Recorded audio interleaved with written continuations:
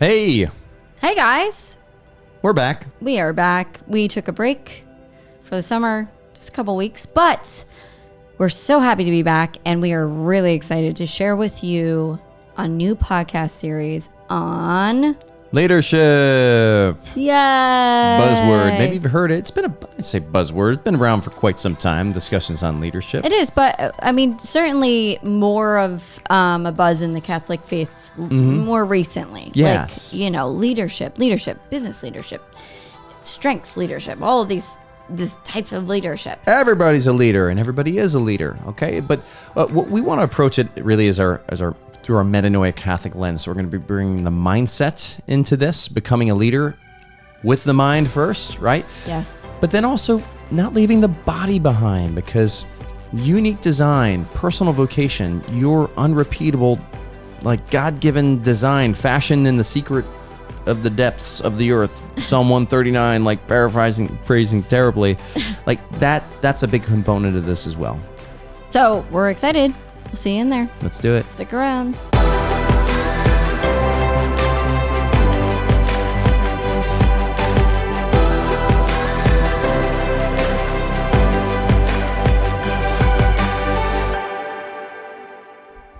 Hey guys. Welcome back. We had a little break there. A little break, a little summer break. We're talking about in the future how we went to New York, even though we're recording this before our trip to New York. But anyways, New York was lovely. If you wonder, it was lovely, beautiful time. We're gonna be forward thinking with this, but we're back.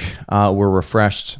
Hope you got to catch some of our latest and greatest, our best replays and highlights. Yeah, over these last couple of weeks, because we have an important topic that we want to share, and this is going to be a big focus for the next couple of months. We are super excited. Yeah, it's continued to come back again and again. And it is leadership.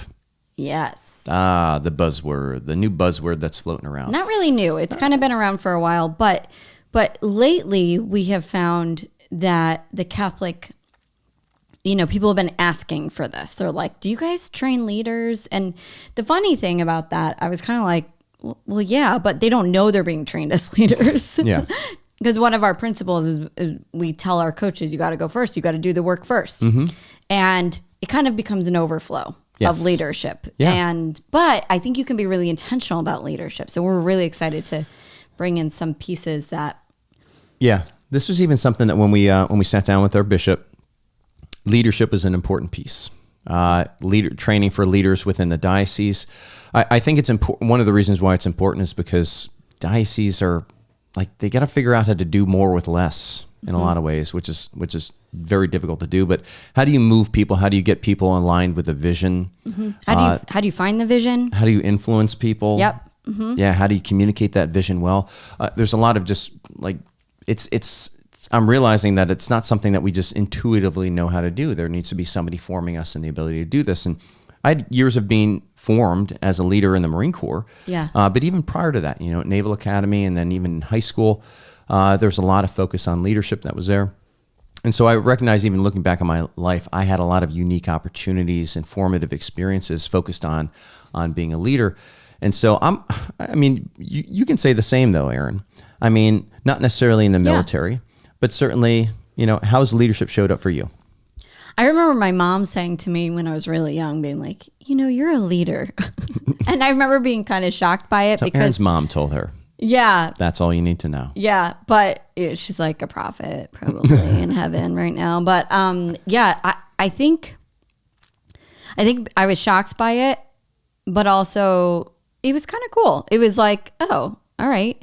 But then there were some questions around it, like, what am I leading people towards? Because if you're a great leader, but you have no clear vision, you might be leading people right off a cliff. I don't know. So it kind of increased the responsibility. And also I just thought it was interesting that she mentioned that. But I think it's, and it showed up a couple of times in my life.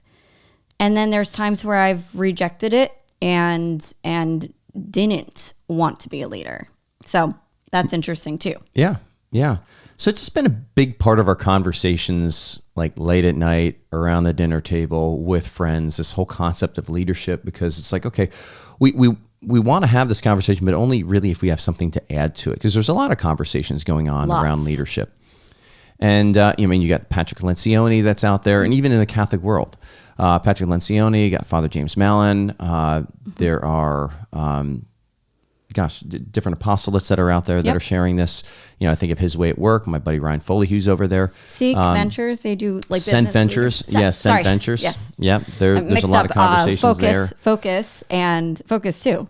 Yeah, I mean, just it's igniting people to go first, right? And then lead others to what, right? Like really in the capacity that they've been called to lead.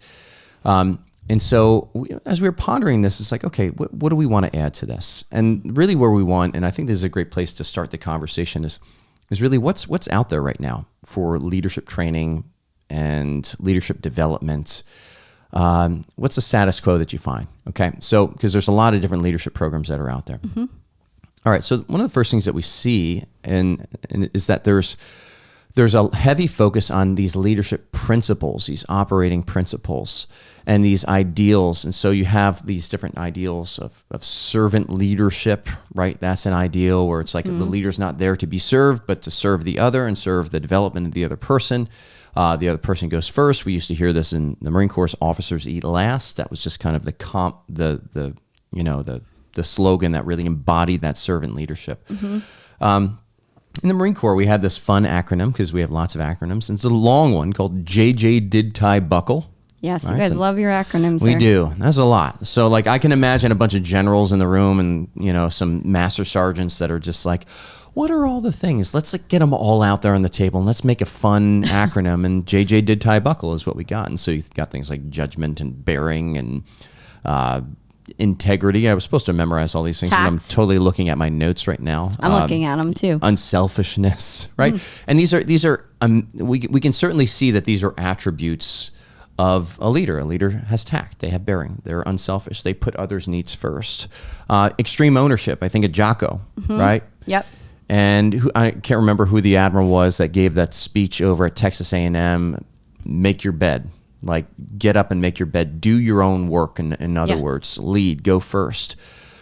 So as we reflect on all these different principles that are floating around out there, and a lot of them are saying the same thing, just coming at it from different angles, right? And so there's usefulness in that. And so Jocko doesn't appeal to everybody, right? But it appeals to maybe that choleric personality type a little bit more.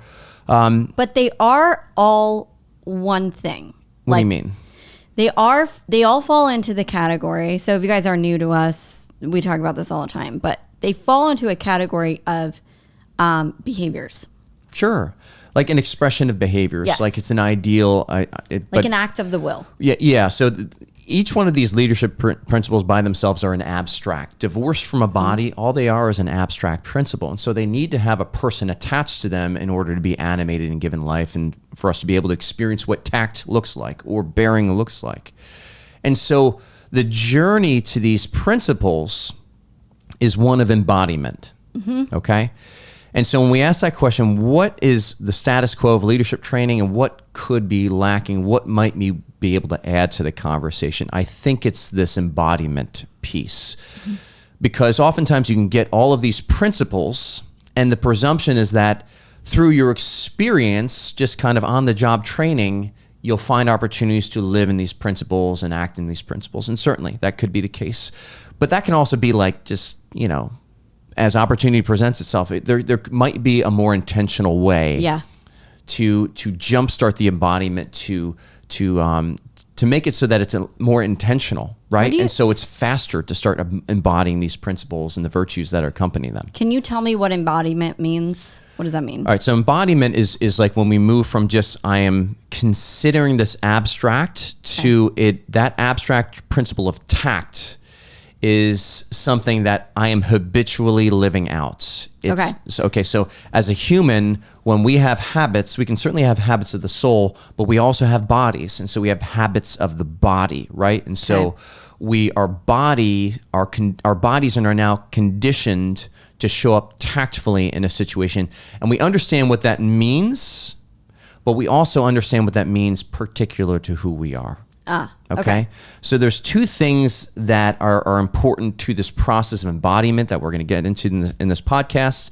And they're the mindsets, right? So doing your mindset work around that principle, seeing where you're insecure and stuff like that. We'll get more into that. But also considering your own particular design, because when you embody a principle, there is a particular body with a particular design by God that embodies that principle. So tact in me looks different than tact in Aaron, but it shares a universal kind of definition, but the expression is something that is unique. And this is an important consideration, and I'll tell you why here as we get into this. But if all we do is consider the abstract, what we end up constructing is an avatar, right? Yeah. An avatar, you think of the movie Avatar, right? The old blue guys that are big blue guys that are running around. They're bodies, but then they have the spirit is separate from them. And so the avatar is the body, and the soul kind of comes in as this animating principle. Okay. Well, if we look at this from our Catholic anthropology, we have to do, right? We have to know that as human beings, we're body-soul composites. We are not spirits that just happen to have a body, like the body is a tool, but we're body-soul composites. So that spirit, so the body expresses the unique particular aspects of that body, how tact shows up in my life versus your life, speaks to the invisible spiritual reality of who I am as well. Okay. And so when we divorce that, what we end up doing is we end up creating an avatar of all of these principles, because again, we have to consider them attached to something. Okay. Yeah. Right. Simplify all of your words right now. Okay. So like we just create an ideal of what tact looks like. And it's a picture in our mind of what a tactful leader looks like. And then we compare ourselves to that tactful leader, and we say we got to move towards this tactful leader. But if we don't consider ourselves and our body and our unique design, we are going to try to conform ourselves to an avatar rather than identify who we are and seek to merge, embody the principle and maybe tact. Like the saints serve as great examples of how they've embodied principles. So can I be the simpleton here, where it's just go ahead, make it practical, babe. Let's ground this. Okay. Where we see this in the church, we can all agree that the church needs leaders. Matt and I worked on a church. We worked at a church, and we would go into some of the meetings, and there was no leader. There was like, just what are we doing here? Are we all just talking about all the problems? There's a lack of vision, there's a lot of that. Yeah. Yes. So like, if you've worked for a church, maybe this has been your experience. It certainly was ours. And so stepping into that leadership, that is an example of, I don't want you guys all to think like, I have to be a business leader to listen to this podcast series. First of all, like, you just need to be a Catholic who loves your faith, who sees this serious void of leadership within the church. That could be thought leadership. It could be just like somebody willing to come into a situation and take charge, anything like that, or just go first. We train our coaches all the time. Our coaches, when we say you have to do the work first, that's leadership. That's a leadership principle. So anyway, I just wanted to kind of clarify why this is important. Why this is important for everybody to be listening to this. The example that I see in our church, I see a lot of Catholics go, okay, so here's an example of what holiness looks like. I think of Saint Teresa of Avila, right? And I think of her qualities, and I'm like, okay, so that's the only way that there's like holiness. I can get stuck in that. I can kind of create that into an avatar and be stuck there.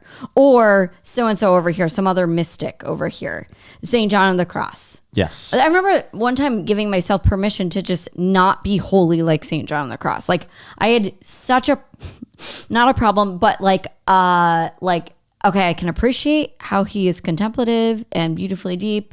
It's just not my personality. It's not like, I definitely relate a little bit more to St. Peter, some of the sanguines out there. I just relate more to them.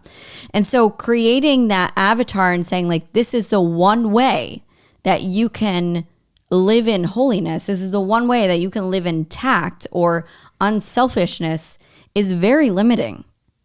Okay. All right. Yeah. So there's you look at the expression, and what happens when we have just these avatars, these ideals that we're moving towards, what we often do is we just seek to conform. We focus on externals. We seek to conform our exterior life to doing what they do. Yep. Whatever they're praying, we do that same prayer. Whatever their ministry work looks like, we seek to mimic that. And this is where the Mother Teresa's of Calcutta come in. They say, no, you got to find your own Calcutta.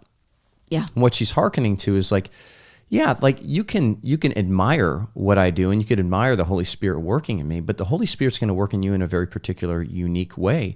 And that's where that's what you have to seek. Don't just come and mirror what I do, but you can kind of look at my lifestyle, more importantly, as an example of somebody that is living from authentically how the Holy Spirit is working through them, rather than just mirroring. This was something, and this focus on externals was really an insecurity for me when I first went to infantry officer course. And we had such, like, here I was, I'd never gone to combat, and this was 2007. And so the Iraq War, kicked off in 2003. We had a lot of combat leaders. For the first time in the Marine Corps, we had people that were combat experienced in a while that were training at these schools. And a lot of them had 2-3 tours. One of the guys had like this incredible story about how rolled up into an ambush and jumped out of a vehicle and by himself pretty much cleared an entire trench line, picking up AK-47s when he ran out of ammunition, picking up according RPGs. To him. No, it is I think he was a Silver Star recipient it was an incredible story. And it's just and the thought is okay, that's what it means to be a leader. That was this image of the avatar. And then we had another dude that was just his nickname was Kodiak, and he was this massive, tall, muscles in his poop kind of guy, and always had a chaw in his mouth and swearing and everything, but just intense. But there's so much admiration that I had for these men, and all of them were just incredible. And so I had this avatar in my head of what leadership looked like. And at the end of my course, I was over here and the avatar was over here. Now, it's okay to be separate from the ideal, but I saw myself as the way that they actually embodied leadership was not something that was particularly attractive to me. I just, in the sense of the gregarious, very loud, I was more of I want to be knee to knee, kind of having the deep conversations.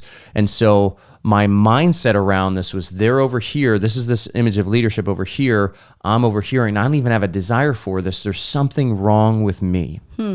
Okay, so there was a dismissal of my unique design that was there. But also there was the mindset problem that I had was that I just needed to conform myself to these guys over here. And that was a very painful process. And led to a lot of shame. Yeah. Pretend. And when I first met my platoon, I hid. There was a lot of, because I just knew that I wasn't this image over here that I had received on my IOC. And so I thought that's what I needed to be. And I knew that's not what I was and not who I was. And so I hid. And it wasn't until really when I was on my deployment and I started to recognize that my unique design, particularly my faith life, that pensive, kind of quiet, wanting to have those intimate conversations, but at the same time talk about the fun stuff, the being authentically myself, there was a place for it. And it could show up as gift. And it was a gift that some of my Marines it really resonated with. And suddenly there was this permission to show up and start to embody some of these leadership principles, but as authentically myself, right? Yeah. This is something that I think is lacking in some of the leadership training that's out there. Oh, right I now. certainly think so. I mean, I think most leadership trainings do touch on mindset. They do. They don't ignore it, but they also don't, personally, in my opinion, they don't go deep enough. They don't understand that the mindset is the core of you developing habits, The mindset is the piece that you need to focus on. Not pretending to be this thing, not continuing to tell yourself, I need to be tactful, I need to be tactful, I need to be tactful. It's what thoughts does somebody who's tactful think? And do I believe any of those? Not just even somebody who's tactful, but like what are like what is the way that I express myself here? Right. And even like tactful is probably but courageous. Yeah. Maybe courageous is one of those ones where it's like you think courageous and you're just like, I'm not courageous. Okay, well that's a thought, right? I'm not courageous. And so this is where the mindset piece is like, okay, so we got to do our own work. Why don't you think that you're courageous? Because you're never going to embody something that you think you are not, or you have this thought. Like the thought, I am not courageous, leaves no room for courage to actually show up, the seeds of courage to be planted in that person. It's almost like just hardened soil at that place. And so if we're giving people these leadership principles and we're giving them all these ideals and we're showing these this is what embodied leadership looks like, but we're not teaching them how? We're not teaching them how to actually consider even the obstacles in their own life, the lies, perhaps the wounds in their own life that say, no, this is just not me. So they're never really owning it. They're gonna do is focus on the externals. And if you focus on the externals, you're never going to embody the actual principle. You're just going to be mimicking somebody else, come off inauthentic, and you're just going to go the way a lot of people go, where it's just like, hey, I'm just not a leader. Yeah. Yeah. So this actually falls back onto our Catholic anthropology. And if you are not new to us here, if you're new, welcome. But if you're not new to us here, one thing that we always talk about is your thoughts lead to your emotions or your passions, which lead to your behaviors, your actions. And that is huge. So if we were to place a principle, a leadership principle, somewhere in that order, it starts with the thought. Well, no. What are you saying? If we were to put a principle, Matt, be courageous. Okay. Where would that be in that order of things?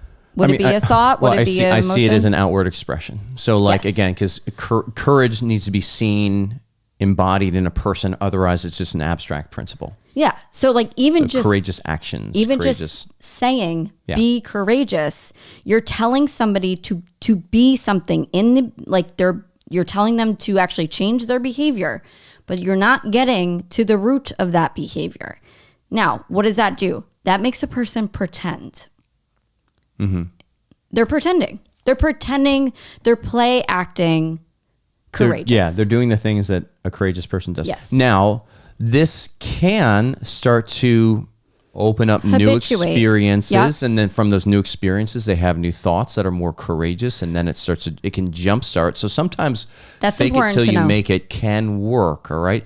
Well, but it's not the ordered. It's not by God's design. No. Okay. So the only way it works, and I like this discussion, because a lot of people will say fake it till you make it, right? And yes, it starts to habituate the body. Let's just say it's like, I'm acting as a courageous person. But what is happening interiorly is your mind starts to change. And you start to find more evidence. Oh, when I acted courageously, I was thinking this. And I actually believe that. So now you can grab that intentionally and start to believe that even more. You can start to think that even more.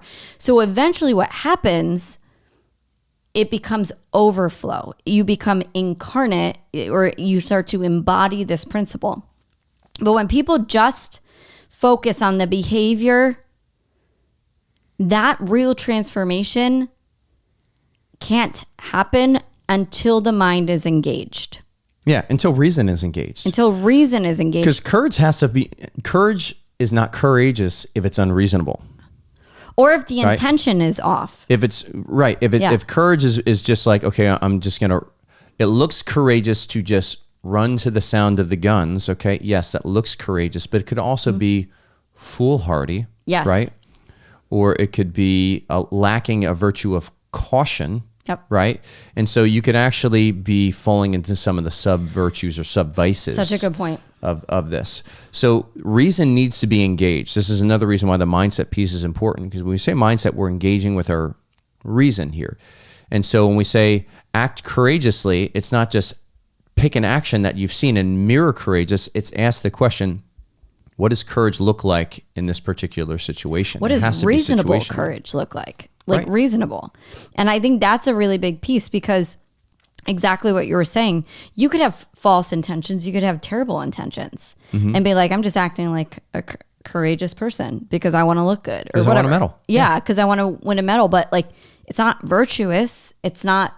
And in this case, guys, that's what we really want to bring to the table. We want to bring virtuous principles that are founded in the mindset, that start in the mindset so they become an overflow of the person. You start to incarnate and embody these principles. Yeah, so the courageous actions are just a consequence of the courageous reasoning in the beginning. Yeah, right. Okay, right. Jump-starting those principles.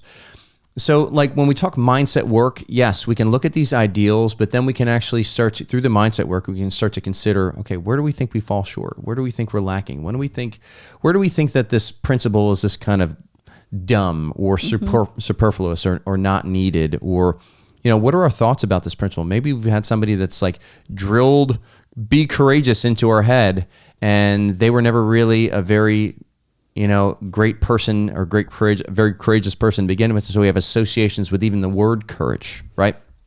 All of this we need to discover if we're ever going to start to embody the ideal. So the mindset piece really has to come first. Can we give it an example? Like it would be kind of fun to think about an example.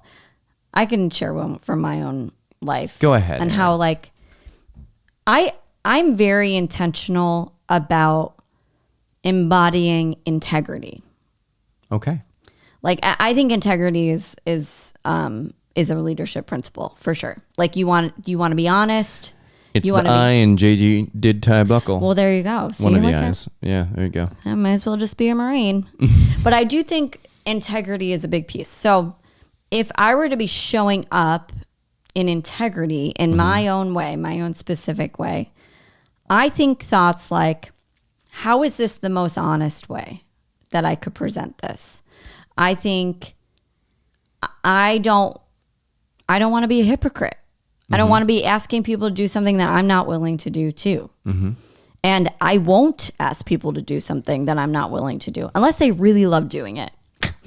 And that's for all you techies out there. I'm like, so if you really love doing it, great. I will ask you to do that. But so those are some of the thoughts that lead to that embodiment of integrity for me. Just to give you guys an example of how that goes. Like, it's not like, oh, I just pretend to be have integrity, which is really funny because it's like opposite of integrity when you pretend. So anyway, that's my example. I just wanted to give an example of how it starts in the mind. So what I heard you say is that you asked the question, how can I show up as honest, what's the most honest way I could show up here? Yes. All right. And that question jumpstarts you to consider a picture in your mind of what honesty and integrity looks like. And then that generates emotions. And then those emotions incline you to acting in conformance with that image. Correct. In your mind. Okay. All right. So so we see here, even it's a great example. You brought up integrity.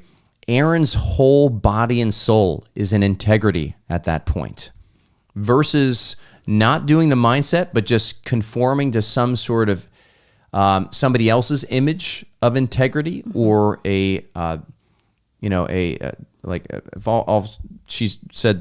said like, this is what integrity looks like. And they, it was just just pretend you show up on time or something like that.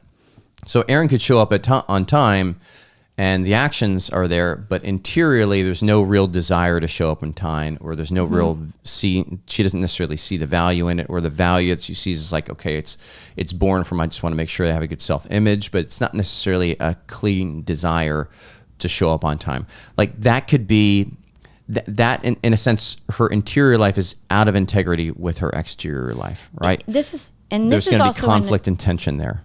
Right. This is also in the catechism. This is the morality of actions. So like if your intention is off, it actually negates the entire morality of the action. If you're like, I'm going to give food to this hungry person because I want to look good, guess what? The morality of that action, like that is, it's lost. It doesn't count. Yeah, no merit. No merit. And that's one thing here, guys. We don't want people pretending to be leaders. We don't want people pretending to embody these principles. Yeah, we want them operating really from God's design, okay? And so we're falling on, when we say God's design, we're falling on St. Thomas Aquinas' philosophy of psychology, right? And so all these principles that we're presenting here, they're falling on that. And so that's kind of wrapped up into the anthropology of our body soul composites. We're made in the image and likeness of God, male and female.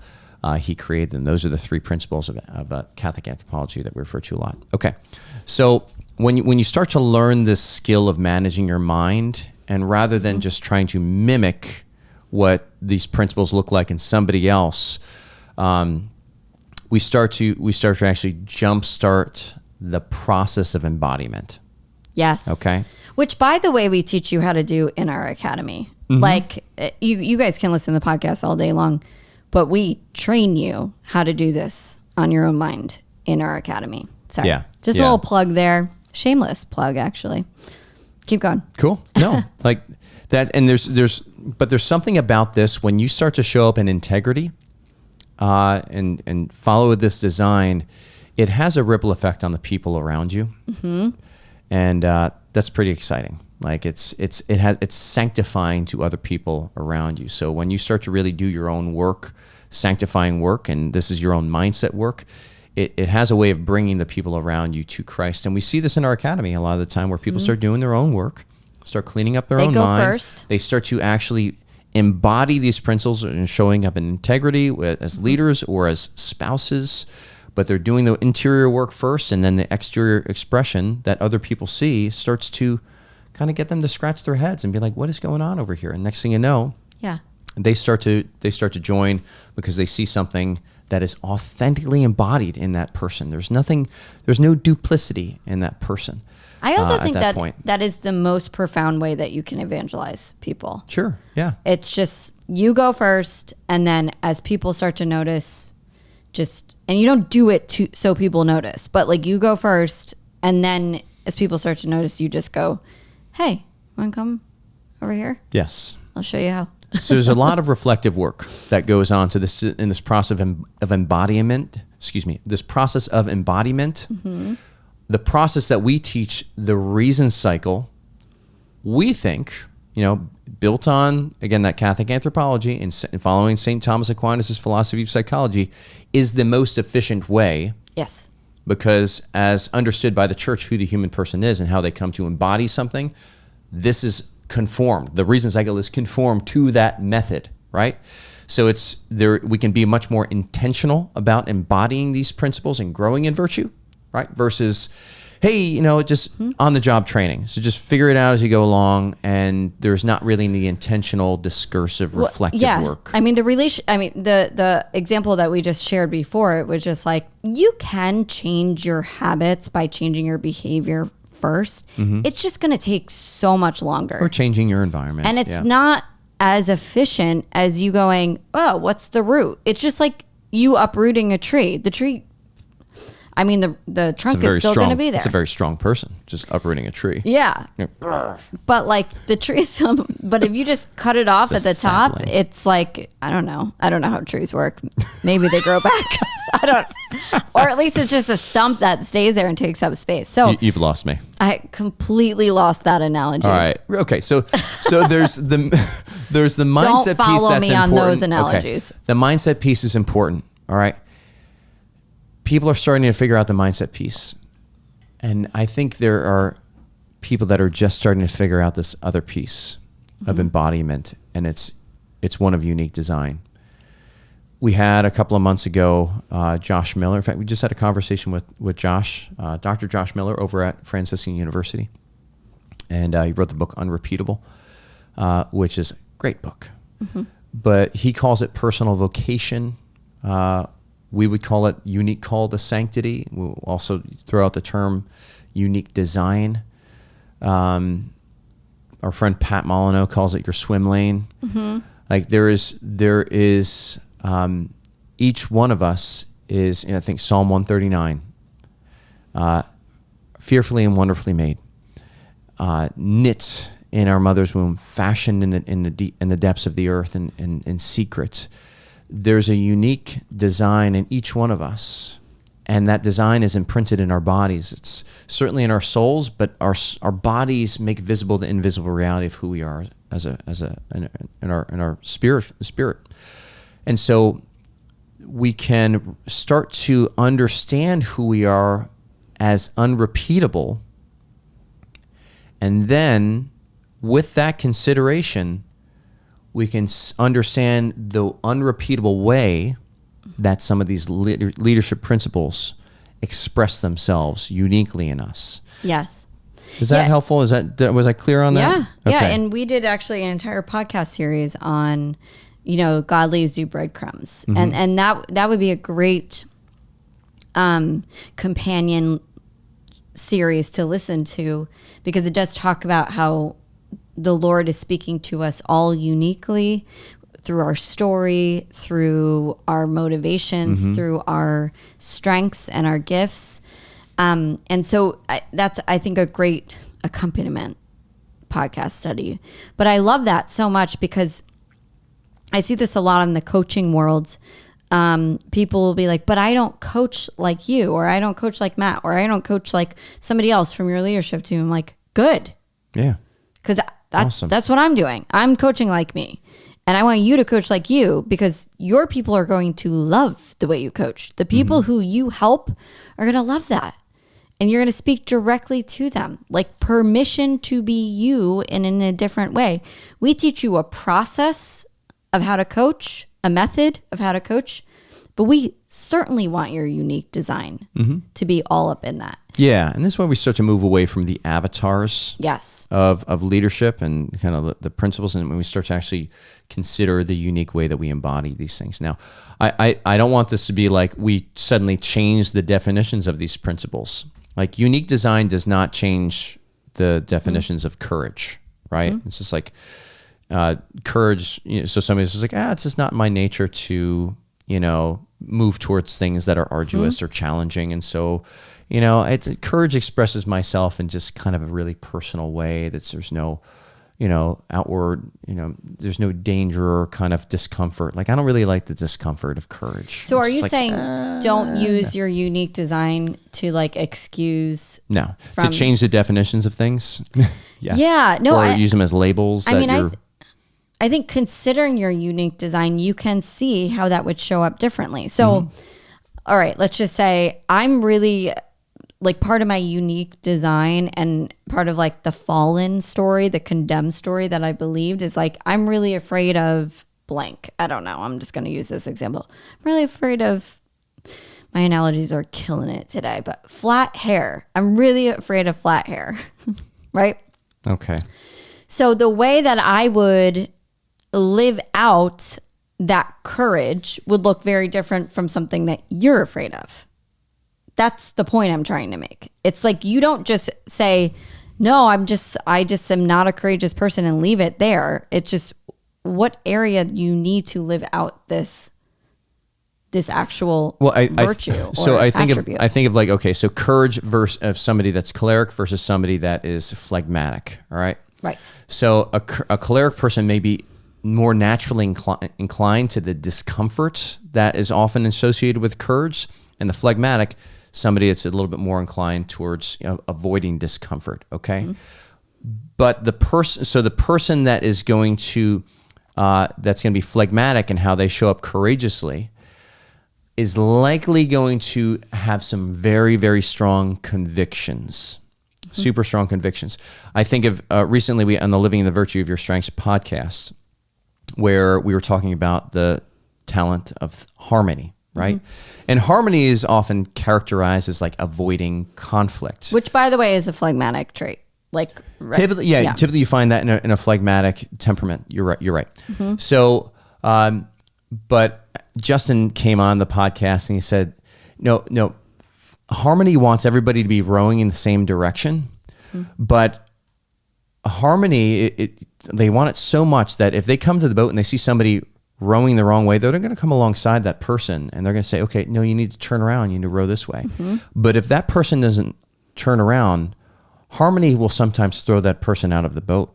you know, or harmony can show up as when somebody is disrupting the harmony, they can show up quite courageously. Now that has to be a person that is very convicted. Yes. They have to really understand the mission. They have to have that buy-in, Yes. because they're not inclined to do it. Where the cleric would just see somebody rowing in the opposite direction, and it's just very easy for them to show up. So the way that they come to, the phlegmatic in this case comes to embody, or the person that's high harmony comes to embody courage, maybe more of a path of growing in conviction. Yeah.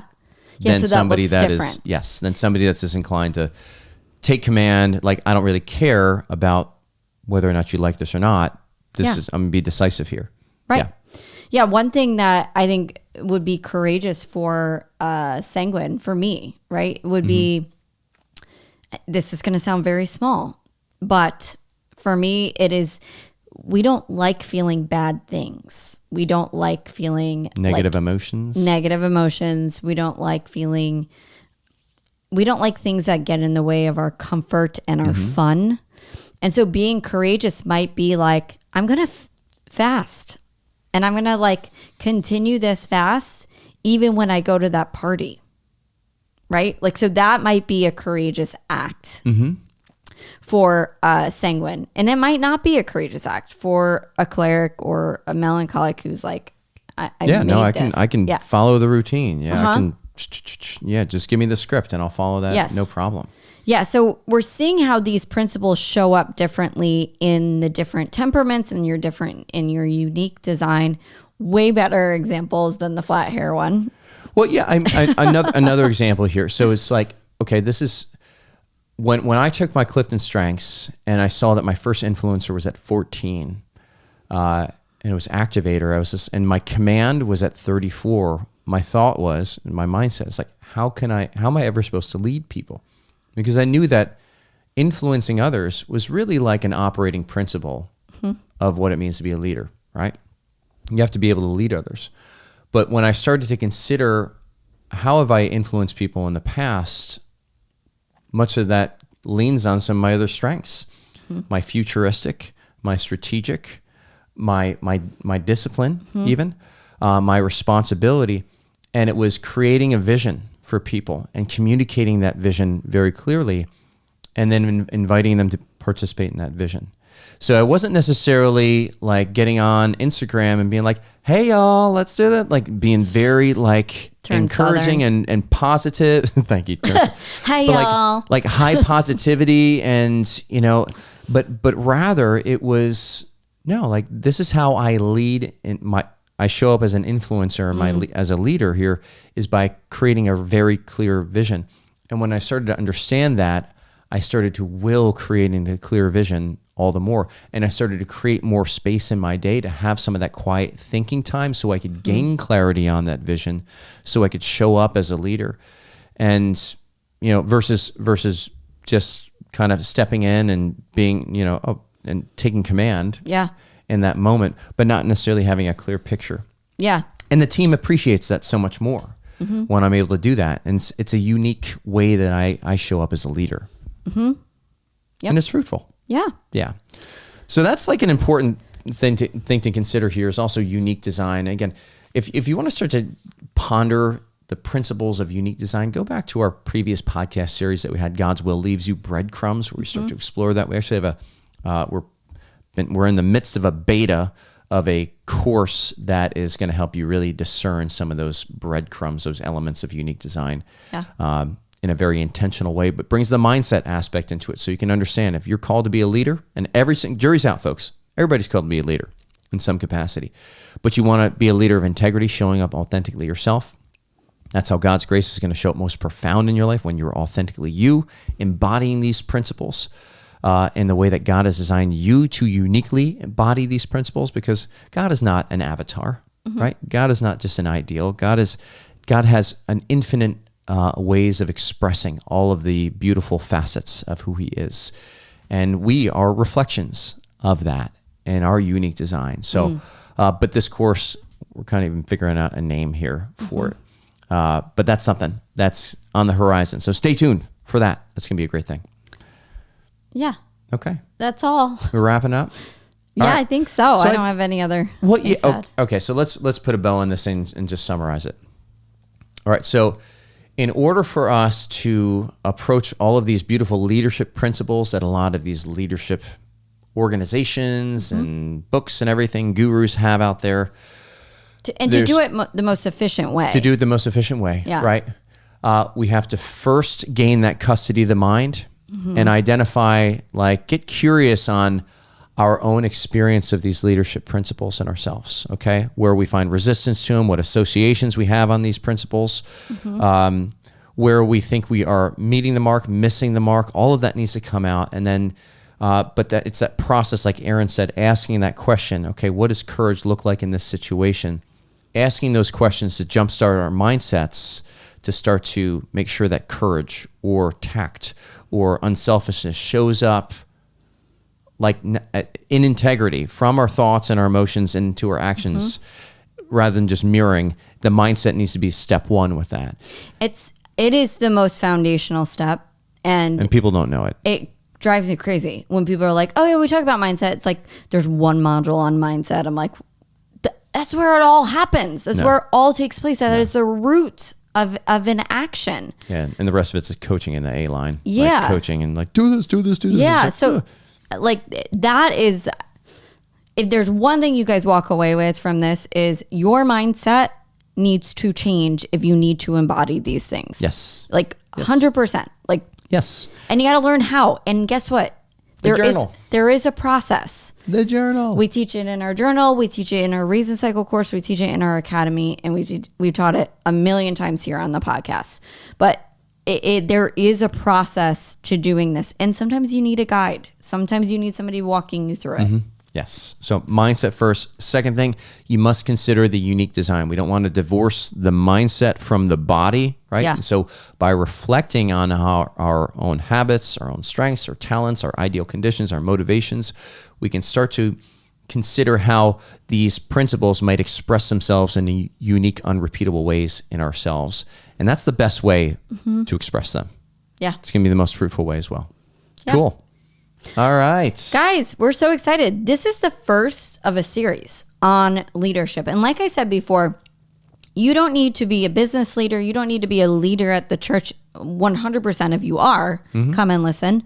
But you need to be just a person who loves their faith, who wants to kind of guide others to the faith. That is the best way, I think. That is so this is for everyone. This is for all of you. Yes. All right. Join us in the academy. Like and subscribe. We'll see you next time. All right, guys. Hey, thanks for sticking with us in the Catholic Coaching Podcast. If you like what you heard, Please like and subscribe, and we'll see you again.